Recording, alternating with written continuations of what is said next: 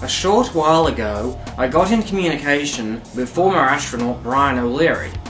To recap, O'Leary had previously been cited by conspiracy theorists as saying it's possible that the moon landings were faked.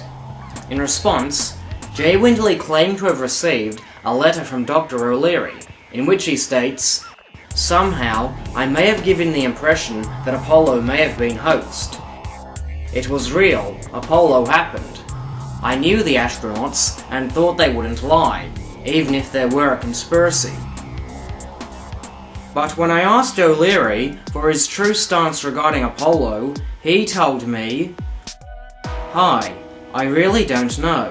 Fox TV has a way of distorting context. I think they did land, but am not 100% sure. The condition of the world is such that we have more important questions to ask than that one." Signed, Brian O'Leary. He also told me that he never heard of anyone called J. Windley.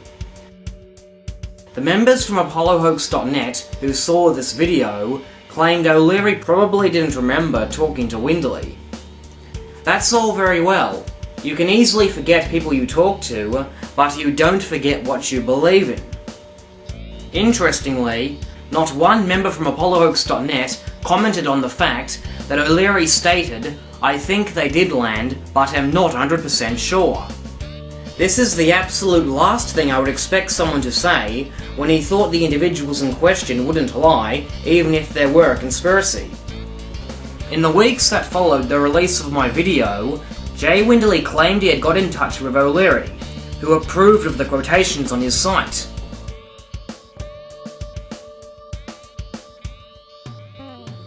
On 4 separate occasions, we asked Windley to post his emails, but Windley has refused. He claimed he had a third-party witness who couldn't care less about Clavis, called Wade Fraser.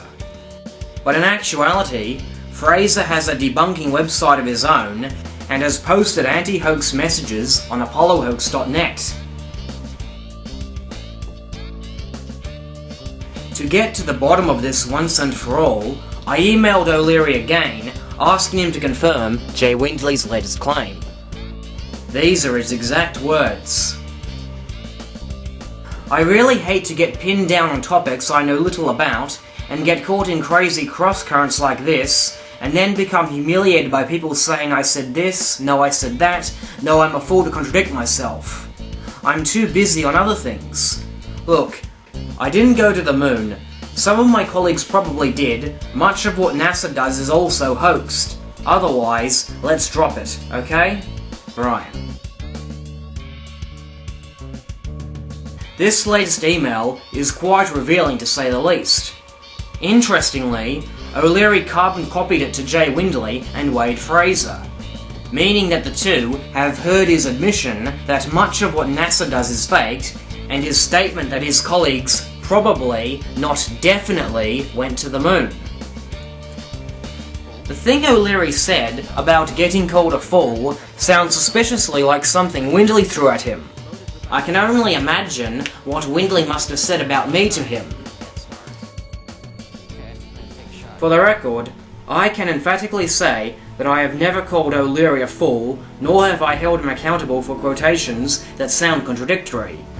The only person who I hold accountable is J. Windley, who has a bad habit of quoting out of context and has refused to show O'Leary's emails despite claiming that he has permission to use them.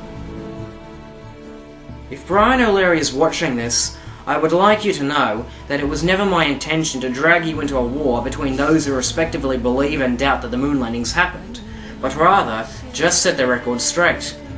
I appreciate all the time you have given me, and I sincerely apologize if you feel I am responsible for dragging you into this debate.